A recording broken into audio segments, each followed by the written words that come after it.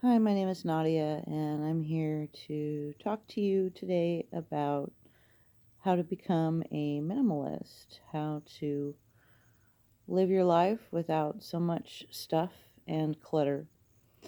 Um, so, November 2019, I was living in my own studio apartment, and they were going to raise my rent by $300. And I decided I wasn't going to live there anymore. I didn't want to pay that much. And I didn't want to pay for a storage unit because my fear was that the rent on the storage unit would go up, which it could.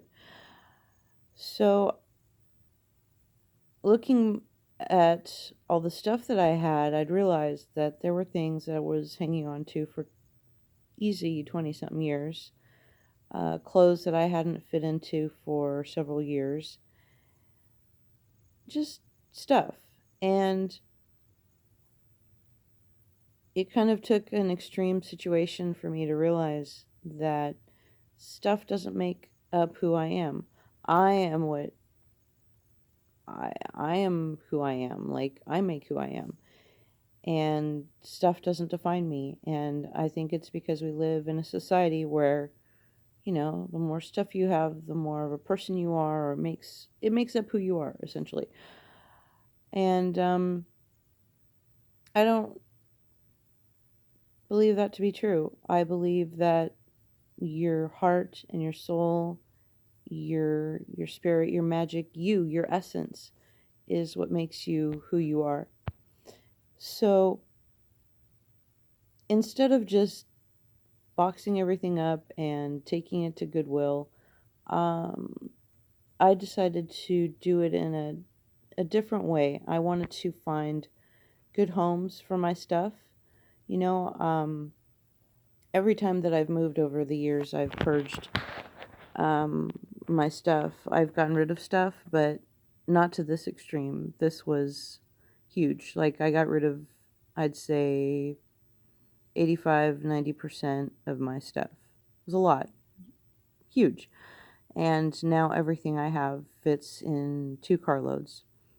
Um, so I found good homes for my stuff. And for me, that was really gratifying. And it was a way to say goodbye and kind of move on with my life without it being so traumatic, as opposed to taking everything to a thrift store and being done with it. Like, that might work for some people, not for me. So, with my wardrobe, I gave half of my wardrobe, I mean, literally half of my wardrobe, to Weave. If you're not familiar with Weave, they are a local Sacramento nonprofit, um, having to do with supporting women dealing with domestic violence.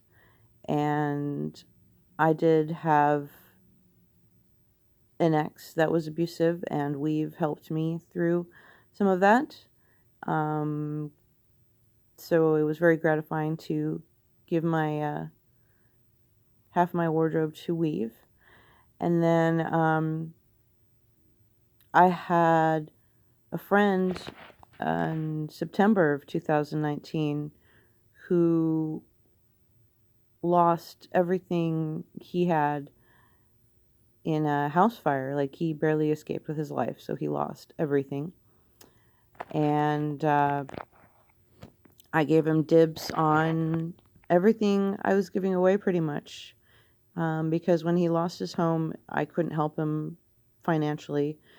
And I thought, well, this is a great way, since I'm getting rid of stuff, that he can, take what he needs. And he took pretty much everything that fit in a box. And anything that he wasn't going to use, he was going to find good homes for, because he knows a lot of people. So he would come over, we'd pack up his car, we'd hang out and talk, and then he'd leave. And it wasn't everything at once, as a whole, not just what I gave my friends, but as a whole, I gave things away a little at a time. Like, I went through the closet first, and I went through the kitchen first, and or next, and then it was just a process. I had to do baby steps.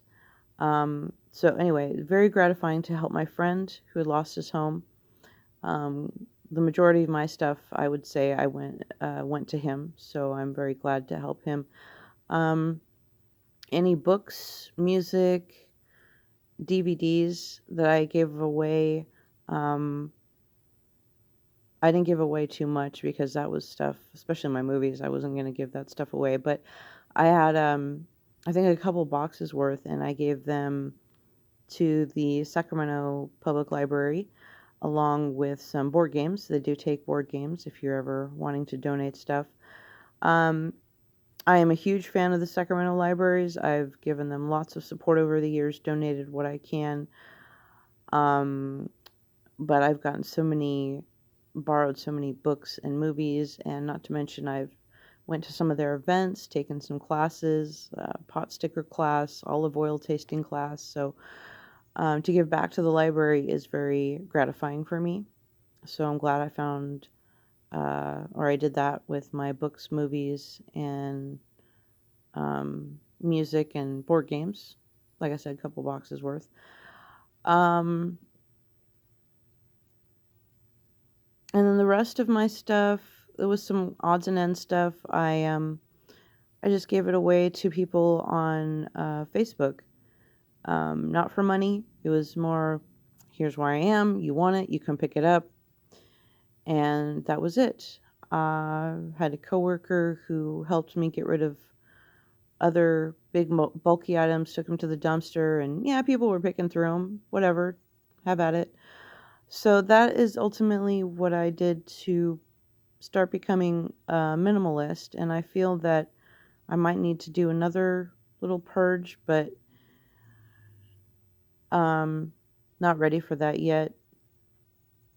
But giving away so much of my stuff, like it's still,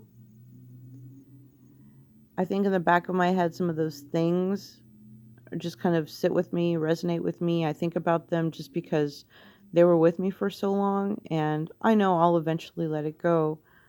Um, but I'll tell you, finding a good home for that stuff,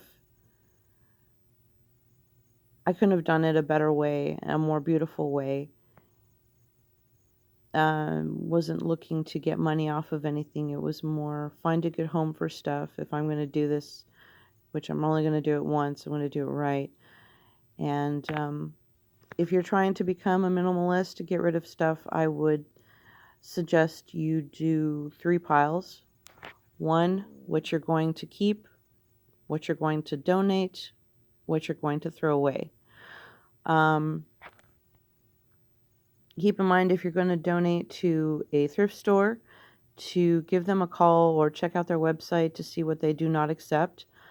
Um, I know for a fact Goodwill has a long list of stuff, used pillows, light bulbs, things like that.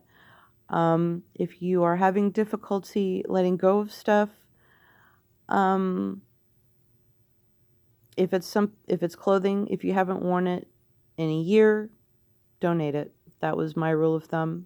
Haven't worn it for a year, donate it. The sentimental stuff, I pretty much had to kind of place my hand on it, touch it, and think about it. Like, why am I having a hard time with this? What is the sentimental value? But doing the easy stuff, like for me, it was okay. Something that's $50 or less, I can replace it. It's no big deal, you know. Um, but things like